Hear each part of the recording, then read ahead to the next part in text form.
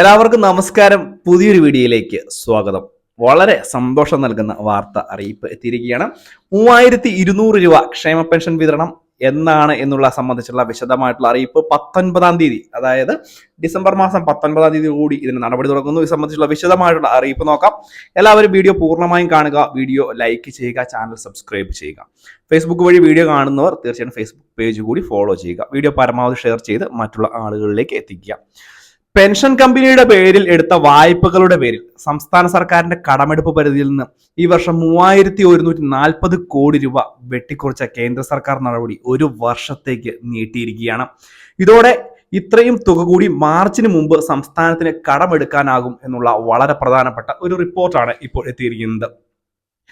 മാത്രവുമല്ല, ഇത് പല തവണ നമ്മുടെ സംസ്ഥാന ധനമന്ത്രിയും ഈ ഒരു ആവശ്യത്തിന് വേണ്ടി, അതുപോലെ തന്നെ നമ്മുടെ മുഖ്യമന്ത്രിയും കത്തയക്കുന്ന നടപടി ഉണ്ടായിരുന്നു. അതിനെ തുടർന്നാണ് ഇപ്പോൾ ഈ ഒരു നടപടി ഇപ്പോൾ പൂർത്തീകരിച്ചിരിക്കുന്നത്.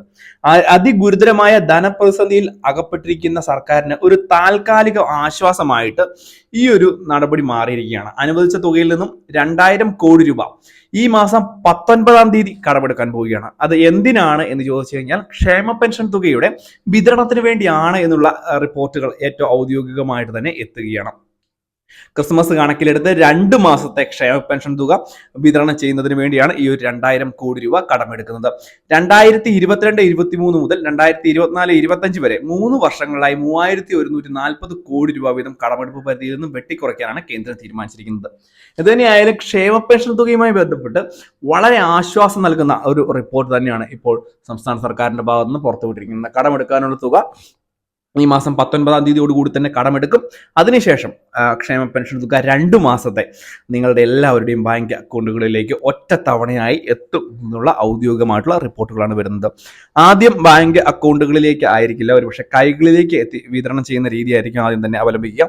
കാരണം ക്രിസ്മസിന് മുമ്പാകെ തന്നെ എല്ലാവർക്കും തുക കൈകളിൽ എത്തേണ്ടതായിട്ടുണ്ട്. അതുകൊണ്ട് തന്നെ കൈകളിലേക്കുള്ള വിതരണം വളരെ പെട്ടെന്ന് ആരംഭിക്കും. അതിനുശേഷം ബാങ്ക് അക്കൗണ്ടുകളിലേക്ക് തുക എത്തിച്ചേരുന്ന രീതിയിലേക്കും ആയിരിക്കും നടപടികൾ. ചില ആളുകൾക്ക് മാത്രം തുക മുടങ്ങും. ഈ ഒരു പെൻഷൻ മസ്റ്ററിംഗ് പൂർത്തീകരിക്കാത്ത ആളുകൾ, അല്ലെങ്കിൽ മുൻപ് വരുമാന സർട്ടിഫിക്കറ്റ് ഹാജരാക്കി പുറത്താക്കപ്പെട്ട ആളുകൾ, എല്ലാവരും ഇവർക്ക് ആർക്കും തുക ലഭിക്കില്ല എന്നുള്ളൊരു കാര്യം പ്രത്യേകം ശ്രദ്ധിക്കുക. വളരെ ആശ്വാസം നൽകുന്ന ഒരു വാർത്ത അറിയിപ്പ് തന്നെയാണിത്. ഇതുമായി ബന്ധപ്പെട്ട് മുൻപ് തന്നെ നമ്മൾ വീഡിയോകളൊക്കെ ചെയ്തിരുന്നു. പല ആളുകളും ഈ ഒരു കാര്യങ്ങൾ ചോദിക്കുകയും ചെയ്തിരുന്നു. ഞാനും മുൻപ് ഇതുമായി ബന്ധപ്പെട്ട് ഏകദേശ കണക്ക് കറക്റ്റ് നിങ്ങളുടെ അടുത്തേക്ക് എത്തിക്കുകയും ചെയ്തിരുന്നു. 20-ാം തീയതിക്ക് മുമ്പാകെ തന്നെ നടപടി ആരംഭിക്കും എന്ന് നമ്മൾ പറഞ്ഞിരുന്നു. അതിപ്പോൾ തീരുമാനമായിരിക്കുന്നു. 19-ാം തീയതിയോടുകൂടി തന്നെ തുക വിതരണം ചെയ്ത് തുടങ്ങാനുള്ള നടപടിയായിരിക്കും ഉണ്ടാവുക. ഈ 19-ാം തീയതി തന്നെ കടമെടുത്ത് അന്ന് തന്നെ തുക വിതരണം ചെയ്യാനുള്ള ഒരു നടപടിയിലേക്ക് പോയില്ല എങ്കിൽ പോലും 20-ാം തീയതിയോടുകൂടി തുക നിങ്ങളുടെ ബാങ്ക് അക്കൗണ്ടുകളിലേക്കും കൈകളിലേക്കും എത്തിച്ചേർത്ത് തുടങ്ങും.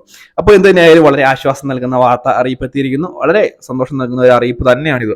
അപ്പോൾ ഈ ഒരു കാര്യം മറ്റുള്ള ആളുകൾക്ക് ഒന്ന് ഷെയർ ചെയ്ത് കൊടുക്കുക. വീടുകളിൽ പെൻഷൻ വാങ്ങുന്ന ആളുകളുണ്ടെങ്കിൽ അവരിലേക്ക് ഈ ഒരു കാര്യം ഒന്ന് പറഞ്ഞു കൊടുക്കുക, അല്ലെങ്കിൽ എത്തിക്കുക. മറ്റൊരു വീഡിയോ കാണാം. Bye friends.